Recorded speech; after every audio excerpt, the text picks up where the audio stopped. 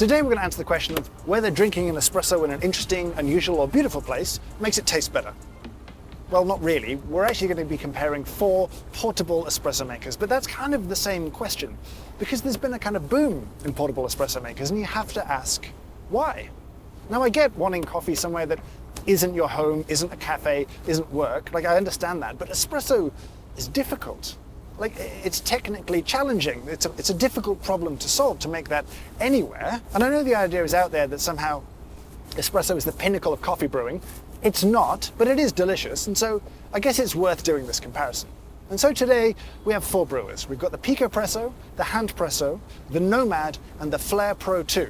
And we'll take them to 4 different places and we'll make coffee with them. And we'll see which one is the best, the most portable, the most delightful. Now this espresso is made with the Picopresso. And to tell you what it's like to use and what it tastes like, we have to go up the river and back in time, and I can walk you through what it's like to make espresso on a boat. So the Picopresso comes in this very nice, very tasteful little traveling case, and inside it is a box of tricks. Let me show you. So this is the brewer, and everything sort of lives inside. Let me open it up. You get a dosing funnel, we'll need that later. You get a tamper, we'll need that later. You get possibly the single most useless brush I've ever seen, but you know, came with it.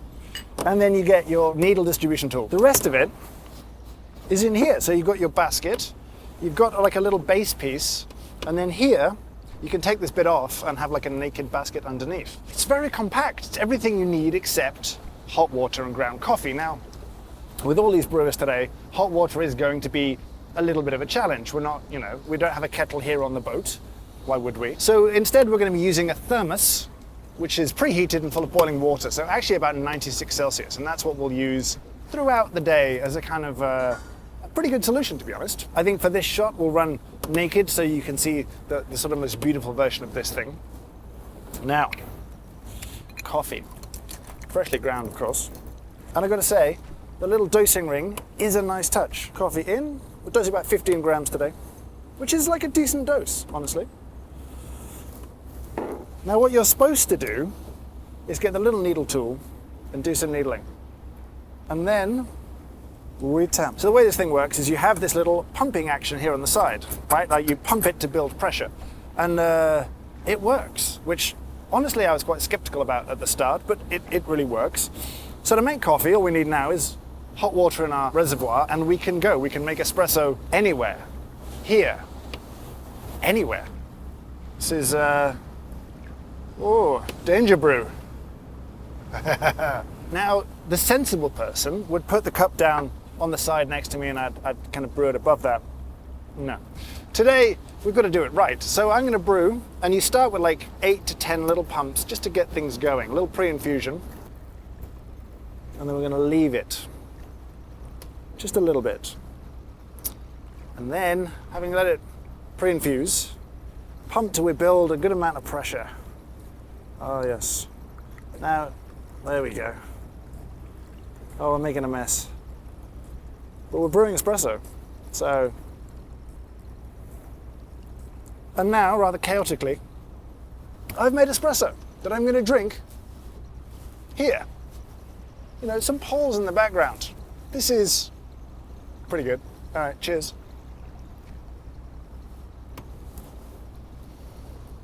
That was pretty good. Honestly, it shouldn't be, but it was pretty good. It was maybe seasoned a little bit by being here, and that's kind of part of this whole thing. But it's actually genuinely a very capable brewer.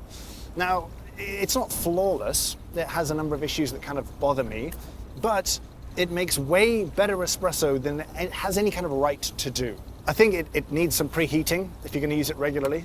You know, that first shot through can be a little bit cool, so, and they do recommend preheating, but it's that constant battle with anything that doesn't have a power supply to get the brew temp you need. The basket inside it is disappointing in its construction and quality. Like, the holes aren't that good, and so you can replace it with something from IMS. It's £130, and to get it to be that price, that seems expensive, but for an espresso maker that's not that expensive, but the construction feels occasionally a little bit cheap. I would worry about longevity, about robustness. I know it has a little carry case, and if you were regularly throwing this in a bag and taking it up a mountain or whatever else, there'd be a fear of dropping it, breaking it, snapping a plastic bit, that kind of stuff there. There's a kind of weird intuitive feeling to pulling shots with it, though I wish you had some kind of gauge or feedback on how much pressure you've built in it.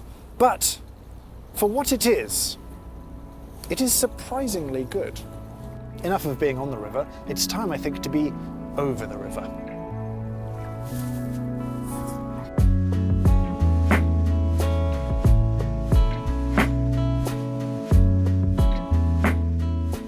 So for this journey, we're going to be using the Handpresso. Now this originally came out back in 2008 and it's much cheaper. It's only £60, which is still a decent amount of money, but it's cheap for an espresso machine. The solution is kind of interesting. You basically take a bicycle pump and put a coffee bit on it.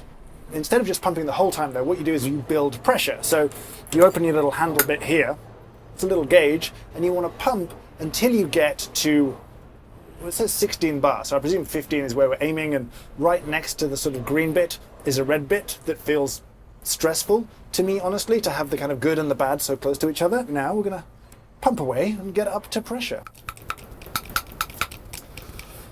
We've got our 16 bars of pressure. Let's get it loaded with some grounds. Now to do that, take off this piece, and underneath is a little basket. Now this we fill with coffee, and it only takes about 5.5 grams, which is a problem. Not just because it's too small of a dose to be useful, but also because it's miserable to get the coffee into this thing. It doesn't come with a tamper, but I have seen people tamp with the base of the handle. It kind of feels, honestly, a little bit gross, but I guess it works. And then in here, we're going to fill it with our kind of hot water, our freshly boiled water ideally, but here, it's 95, 96, we're okay. And fill it above the kind of fill level that you can see inside this thing. Coffee in.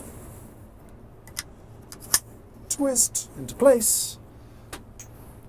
Need a cup to turn it upside down, and when we push go, it'll kind of release the sort of coffee sneeze and make an espresso.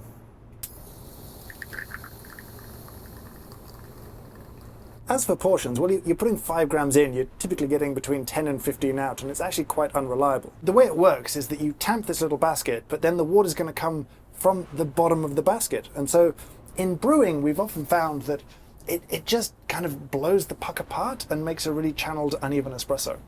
How does it taste?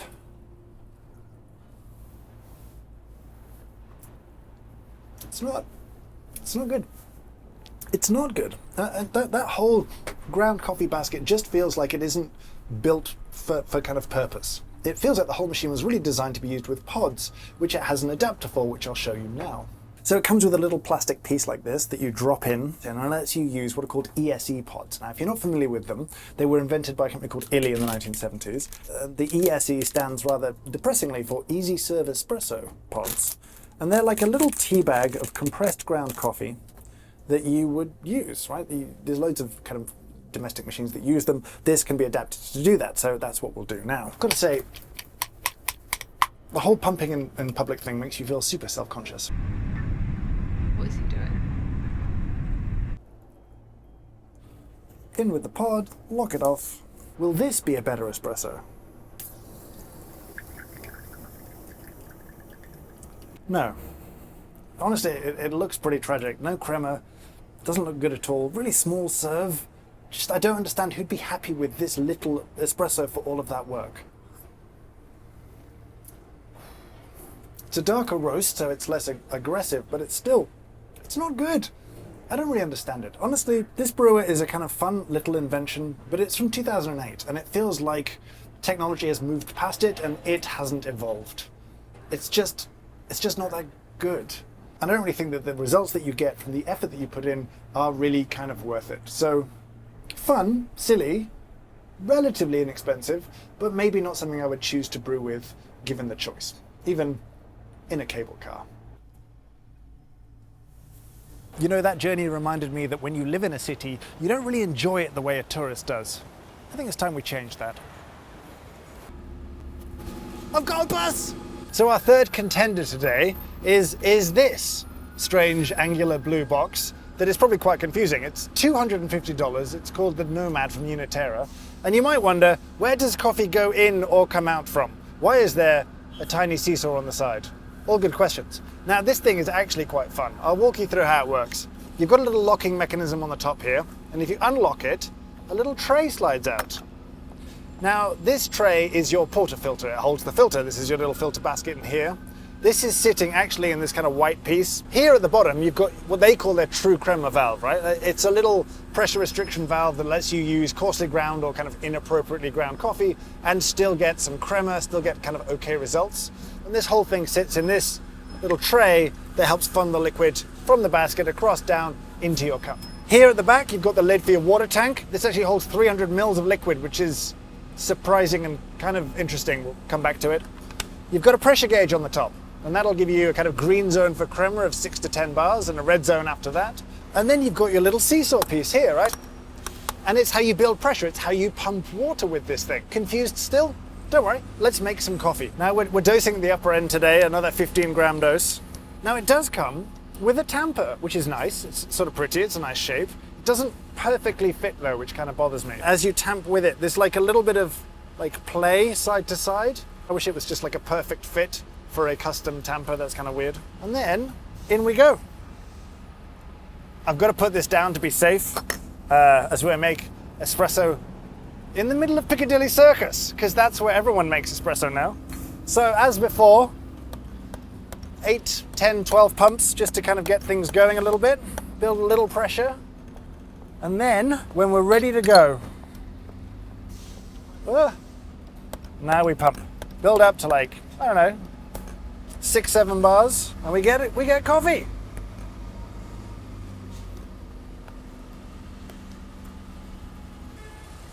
And we're done. If you want to stop early, just lift the catch and it discharges any pressure left over. And so now we've made espresso on Shaftesbury Avenue, of all places, and that's very exciting. So cheers to another one of the most memorable espressos of my life. It's good. It's really good. It can really make some tasty espresso. And that was tasty espresso. But like I said, I'm not going to be without my nitpicks, because that's kind of inevitable. Firstly, the gap from the little spout to what would be the floor if you're putting it on something is a little bit small. I'm nerdy. I want to scale with my espresso cup on top so I know what I'm doing. No real option of that here unless you have very teeny tiny espresso cups. So that's kind of annoying. The design itself is kind of weird to look at. I don't know if that offends you or it delights you. I feel like it could go kind of either way with this sort of a look. The little portafilter is a little bit irritating. So you've got some liquid to clean kind of here.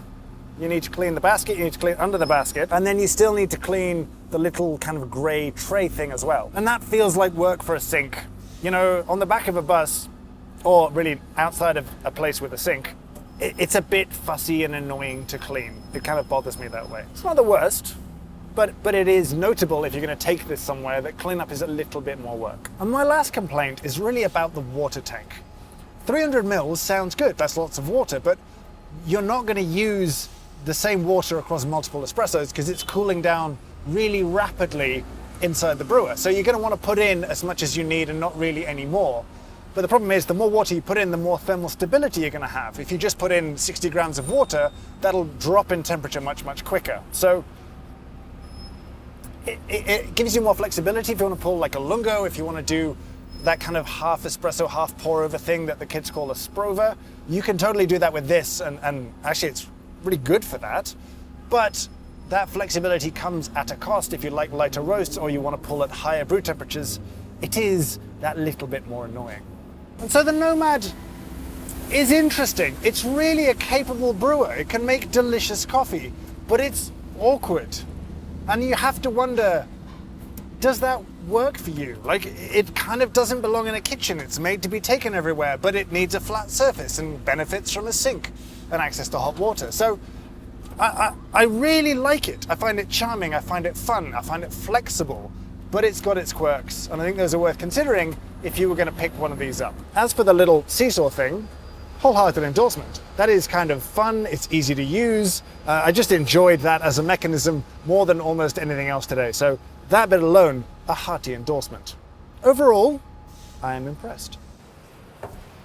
Now, these portable espresso makers don't just belong in these dense urban environments. We could take them somewhere a little greener too.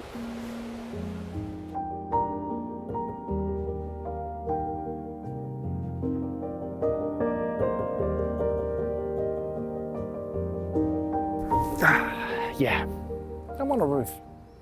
Look, I know we could have gone to a park, but you wouldn't have the sound of sirens and construction in the background, and that just doesn't seem right. Anyway, we're here on a roof with the Flair. And, you know, you might argue this isn't really a portable espresso machine, but I think it is. It has a carry case that says portable to me. And in fact, we've taken it to a park before. When we needed to pull shots of coffee from the 1950s, we took this with us to set up in the middle of a park in London. So I would say it is portable. Now, if you're not familiar with the Flair, I'll give you a quick walkthrough. We've reviewed different Flairs on the channel. This is the Pro 2. They all kind of work in a similar way. You've got your base, your frame, your lever, and then here you've got your brew chamber, which comes to pieces. You've got your little gauge there. In the bottom, your brew basket and your kind of puck screen that will sit on top of the coffee. In here is your kind of brewing chamber with a little piston piece that makes funny noises. And that's kind of it. All right, to make coffee with it is very simple, but, you know, I do feel like we're being perhaps a little too kind to the Flair. We're in a nice environment. We've got a table. I've got a chair. We could have maybe used this on the boat, but not on the bus, not in the cable car. So its portability is under question. We should make some coffee. We should drink one more espresso with a beautiful view, and we should talk about that. Gotta say, having a table really feels like cheating. It really does.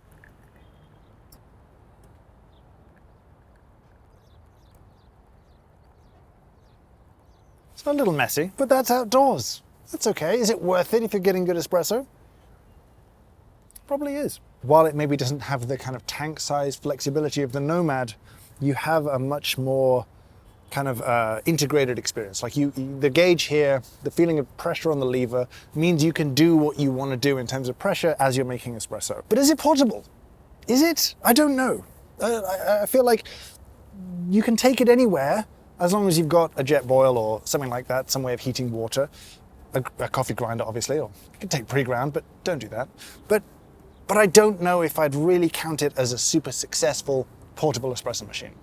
I would say it's a very capable, fully manual espresso machine, but in this lineup, you know, it just feels like it is at more of a disadvantage than the other brewers there. I mean, if you were out in the wilds, you didn't have a table, what are you going to do? You're going to put this on the floor? You're going to pull a shot on the floor? It justifies its price in lots of different ways. It's well built. You know, all of the parts feel more robust than most of the other brewers. It's kind of metal everywhere that counts, and I think that's a good thing.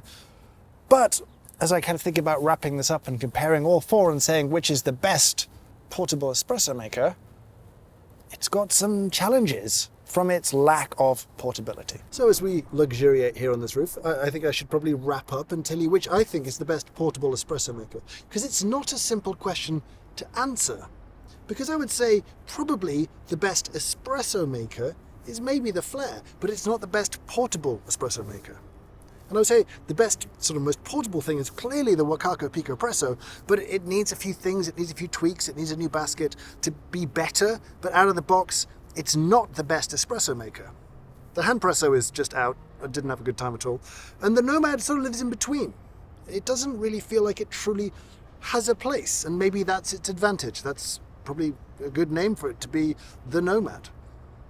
But I think I would probably, if I was hiking up mountains every day or every weekend, be pretty tempted by this thing. It's pretty cool. This is just a lot of fun, and maybe if I brewed all over the place and I traveled around and I was sometimes in a hotel room, sometimes in a park, sometimes at home, this is kind of interesting.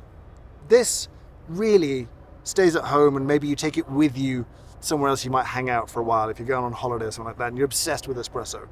And I will say, coming into this, I was kind of questioning why it had to be espresso. Like, why can't you just have nice coffee, filter coffee, because that's easier to do kind of anywhere. But there's something so delightful about the improbability of drinking espresso in strange places that has truly delighted me. I've had some of the most memorable cups of coffee of my life today. And I would say if you own one of these things, take it somewhere stupid. Do it. It's worth it. It's worth the weird looks you get from people. Go and make espresso somewhere weird, because it's great. It's really fun. And now I want to hear from you. Do you own one of these? Has your opinion matched up with mine? Do you disagree with something I've said? Is there something we should have considered, but we didn't? Let me know down in the comments below. But for now, I'll say thank you so much for watching. I hope you have a great day.